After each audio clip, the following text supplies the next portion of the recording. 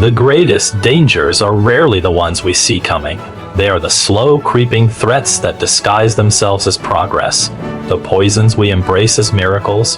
For decades, the world has rightly condemned the Sackler family, the architects of an opioid crisis that ravaged America.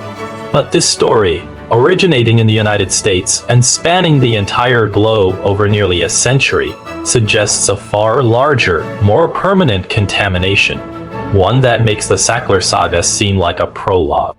It is a story of a dynasty, a chemical, and a choice that has altered the very biology of every living creature on this planet. Welcome to Us Financial Market Dynamics. We invite you to listen to the story and join us as we analyze and decode every specific detail. The narrative presented is often one of pure corporate villainy. The Dupont family, an American dynasty older than many nations, knowingly poisoned the world for profit. This story asserts that they saw the data, witnessed the sickness in their own workers, and chose to bury the evidence for 60 years, all while accumulating a fortune. But let's apply a reverse-thinking framework here. Was this a singular, monstrous act of calculated evil? Or was it the inevitable outcome of a system that we ourselves have built and celebrated? A system that deifies innovation, prioritizes quarterly profits above generational consequences, and possesses a regulatory apparatus that is always decades behind the curve.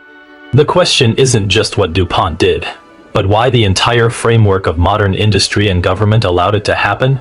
What if the story of PFAS is not just the story of one family's greed, but a reflection of our own collective blind spots? To understand the magnitude of this story, we must first understand the architects. The DuPont dynasty began not in a modern laboratory, but in the smoke and fire of 1802 with a gunpowder mill in Delaware. This foundation is critical. Their fortune was forged in conflict, supplying the explosives that fueled America's expansion and its wars. The SRT tells us that by the Civil War, they provided 40% of the Union Army's gunpowder, and by World War I, 60% of Allied explosives. This is often presented as a patriotic success story, the rise of an American industrial titan. But let's analyze this differently, from its very inception. The DuPont empire was built on a business model where human conflict directly translated to profit. This cultivates a specific corporate DNA, a mindset where moral ambiguity is a necessary component of business. Their power wasn't just economic, it became political. The text notes they essentially owned Delaware, controlling its politics and institutions. What does this level of concentrated power do? It doesn't just create wealth, it creates insulation. It builds a fortress around a company, not just of money, but of influence, making it functionally immune to the kind of oversight that would apply to a lesser entity. This wasn't just a company, it was a state within a state, and this fortress would prove crucial when they transitioned from the overt destruction of gunpowder to the silent, invisible danger of chemicals. In the mid-20th century, DuPont rebranded itself as a temple of innovation. Nylon, Kevlar, Lycra, materials that defined the modern world. And in 1938, they created Teflon, powered by a class of compounds called PFAS. The narrative rightly calls them miracle chemicals. They repel water, oil, and resist heat. They are incredibly stable. From a purely chemical engineering perspective, they were a triumph. Every kitchen soon had Teflon pans. Every home had stain-resistant carpets. These products weren't forced upon society. They were eagerly embraced. But here is the critical point of reverse analysis. The very property that made PFAS a miracle was the seed of its curse. The chemical bond between carbon and fluorine is one of the strongest in nature. Incredibly stable also means indestructible. It doesn't break down, not in the environment, and not in the human body. Did DuPont scientists, in the throes of discovery, fail to grasp the full implication of this permanence? Or did the sheer profitability of these products create a powerful incentive to not look too closely? The narrative suggests a deliberate, early conspiracy, but it is perhaps more chilling to consider the alternative. A slow-motion catastrophe driven by willful blindness. where each scientist, each manager, each executive chose to downplay unsettling data points in service of the larger goal of innovation and market dominance. The timeline of knowledge is where the story turns from industrial success to a profound ethical breach. The original account is stark. In 1961, internal studies on animals showed liver damage. By 1962, they knew their own workers had elevated levels and abnormal liver function. By the 1970s, they knew PFAS caused tumors and birth defects in lab animals. And most damningly, they discovered it in the blood of the general population. Far from their factories, the chemical had escaped. The standard interpretation is that upon this discovery, they made a clear choice. Profit over people, they buried the studies and continued production. But let's analyze the corporate logic, however flawed. Faced with evidence that your flagship product, a billion-dollar revenue stream, is a global contaminant, what are the options? Option 1 is to come clean, recall products, cease production, and face catastrophic financial ruin and litigation. Option 2 is to control the narrative, to commission your own research that downplays the risks, to argue that the levels found in the public are too low to cause harm, to classify the damning internal studies as confidential business information, to lobby regulators and insist the science is inconclusive. This isn't an excuse. It's an explanation of a predictable systemic pathology. The corporate structure is designed for self-preservation and profit maximization. In that context, the cover-up, while morally reprehensible, was the logical choice for the survival of the business line. The failure wasn't just with DuPont's ethics. It was with a system that allows a corporation to be the sole arbiter of the safety of its own products, creating a near irresistible incentive to cheat. The tragedy of Parkersburg, West Virginia serves as the microcosm of this global story. Here was a town whose economic lifeblood was the DuPont Washington Works plant. The company provided jobs, security, and a middle-class existence. In return, it used the town's environment as a private waste dump, pouring PFAS directly into the Ohio River and unlined landfills, contaminating the water supply for 70 people. The narrative highlights the suffering, elevated rates of cancer, thyroid disease, and birth defects. It tells the story of farmer Wilbur Tennant, whose cows died gruesome deaths. But the reverse-thinking question is about the nature of this relationship. Was the community simply a passive victim? Or was there an unspoken bargain? The town accepted the risks, perhaps unknowingly at first, in exchange for economic stability. This dependency creates a powerful silencing effect. To question DuPont was to question the existence of the town itself. It took an outsider, lawyer Rob Bilott, to break this pact. The discovery of DuPont's internal documents during his lawsuit wasn't just an expose of one company. It was an indictment of this entire model of industrial paternalism, where a company acts as both provider and poisoner, and the community is left too dependent to protest. The outcome of the Parkersburg case is perhaps the most telling part of the entire affair. The State Health Project, funded by DuPont as part of a settlement, definitively linked PFAS to 6 major diseases. The company eventually paid hundreds of millions in settlements. This is often framed as a victory for the victims, but let's analyze the numbers. DuPont made over $1 billion per year from PFAS. The total settlement was a fraction of the profits from a single year. No executive went to jail. The corporate entity paid a fine, treating the poisoning of 70 people as a cost of doing business, not a crime. And the DuPont family fortune, estimated at $15 billion, remained untouched. What does this tell us? It reveals that our legal system is not designed to handle corporate crime of this magnitude. Fines that sound enormous to an individual are rounding errors to a multinational corporation. The legal system provided compensation, but it did not provide justice or accountability.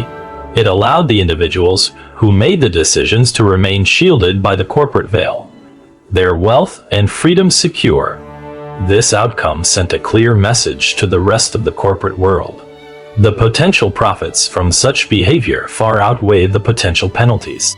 Now, we scale up from Parkersburg to the planet.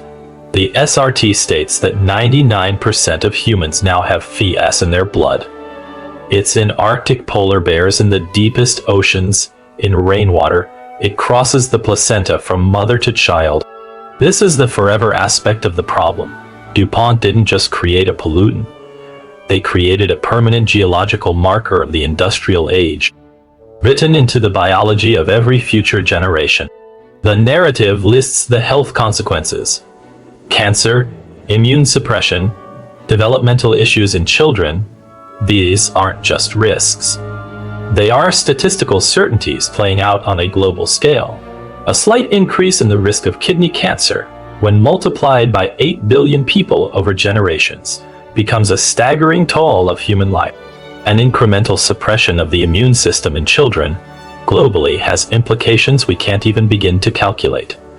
The reverse-thinking insight here is that the true cost is unquantifiable. How do you measure the economic impact of a slightly lower average IQ across an entire generation? How do you calculate the cost of a population whose immune systems are less resilient to new viruses? The crime is so vast, its consequences so diffuse and long-term, that it becomes impossible to fully comprehend, let alone prosecute. The scale of the poisoning acts as its own defense. This brings us to the ultimate comparison: DuPont versus the Sacklers. The story frames it simply. The Sacklers addicted 10 million and killed 500,000, making 35 billion. DuPont poisoned 8 billion. DuPont poisoned 8 billion. Will kill millions over time and made over $70 billion. The Sacklers lost their fortune and their name became synonymous with infamy. DuPont and the family remain wealthy and largely respected. Why the difference in outcome? The reverse analysis points to the nature of the crime and our perception of it. The opioid crisis was acute. The cause and effect were clear and immediate. A person took a pill, became addicted, and overdosed. The victims had names and faces. The tragedy was visceral and easy to understand. The PFAS crisis, by contrast, is chronic and invisible. A person drinks contaminated water for 30 years and develops kidney cancer. Can you prove with 100% certainty that PFAS was the cause, versus genetics, lifestyle, or other environmental factors? It's incredibly difficult. The causal chain is long and murky. DuPont's poison doesn't leave a clear fingerprint. This is why they make the Sacklers look like amateurs. The Sacklers committed a crime that society could see and punish. DuPont committed a crime that was so subtle, so pervasive, and so deeply embedded in the fabric of modern life that it became part of the background radiation of existence. They engineered the perfect crime, one where everyone is a victim, but no one can truly point to the moment they were harmed. The final act of this story is still being written. In 2024, the EPA finally set maximum contaminant limits for PFAS in drinking water. The cost of the cleanup is estimated at $50 billion, a cost that will be passed on to taxpayers. Here lies the ultimate irony. The public is now paying to clean up the mess that a private corporation made, and from which a single family reaped enormous profits. The family that poisoned the water is still worth billions, while the victims of that poisoning are now paying to filter it out. This is not a failure of justice. It is the system working as designed. Wealth is privatized, but the costs and consequences are socialized. The DuPont story is not an aberration. It is the logical conclusion of an economic philosophy that has been dominant for a century. It's a story that forces us to question the very definition of progress. We have non-stick pans, waterproof jackets, and stain-proof carpets. And in exchange, we have accepted a permanent generational poison in our blood. Was it a fair trade? The tragedy is that we were never given the chance to ask the question. In the end, the narrative of DuPont as a singular evil entity is too simple. It allows us to condemn them and feel that justice has been served by a few billion-dollar settlements. But the reverse-thinking perspective reveals a more disturbing truth. DuPont was merely the most successful practitioner of a game we all enabled. A culture of relentless consumer demand, a political system beholden to corporate influence, and a legal framework that treats planetary contamination as a financial liability to be managed. The DuPont dynasty didn't break the system. They mastered it. They showed that if a crime is big enough, slow enough, and profitable enough, it ceases to be a crime and simply becomes the cost of doing business. The PFAS in our bodies is their true legacy. It is a forever chemical, born from a forever crime, protected by a system that was built to look the other way. And that is a truth far more terrifying than the story of any single evil family. This video analyzes historical economic cycles and current indicators for educational purposes, not financial investment advice. Please consult a professional before making investment decisions.